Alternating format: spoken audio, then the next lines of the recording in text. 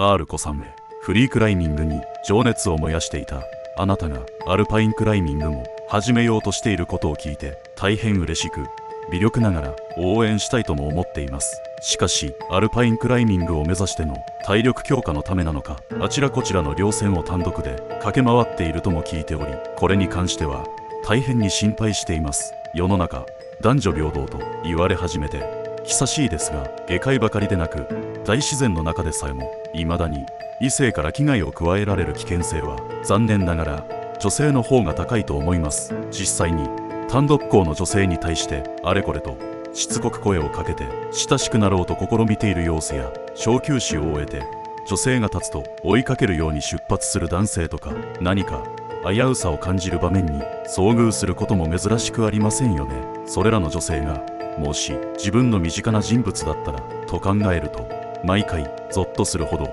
心配になります。以前ある女性本人から直に聞いた話ですが、北アルプスの西穂高岳でしつこく声をかけられた際に、今日はどこから来たのと聞かれたので、槍ヶ岳からですと返事をしたら、今日だよと聞き直されたので、はい、今朝は槍ヶ岳にいましたと答えたら、不満そうに、じゃあその前はと聞かれたから、前の日は北鎌尾根の末端にいましたと言ったら、やっと黙ってくれましたという話でした。彼女の実力から考えて答えたその工程は全くの事実だったろうと私には分かったのですが、それよりも鬱陶しい異性を意気消沈させてやったと得意げに語っていたことに強い危うさを感じました。やはり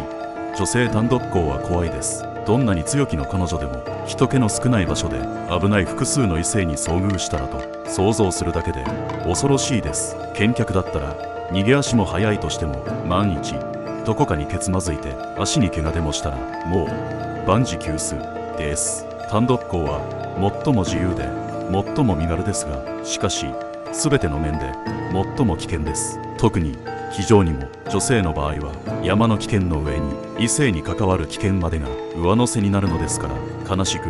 悩ましいことです。昔非常に豪快な女傑がいました。その女性はクライマーで、岸壁の狭いテラスで仲間と一夜を過ごす際に、こっちを見てはダメよと一言告げるだけで、仲間である男性たちの隣で代弁も済ませてしまうような超のつく豪傑さでしたが、女性単独行はせず、周りに誤解を生じさせたり後々に問題を残す可能性のある男女2人だけの参考も避けていたようです。この豪快な女性は山そのもの以外についても危険というものに対するストイックな感性が優れ、そのひらめきに逆らわない行動力にも優れていたのだと私は思っています。現在 YouTuber でも単独参考を主力とした女性の方を多く見かけますが、登ること下ることだけでない、それ以外の安全も優先して山を長く続けてほしいものです。というわけで R 子さんも遊びのジャンルを広げる際は、その新たなジャンルでも女性ならではの危険を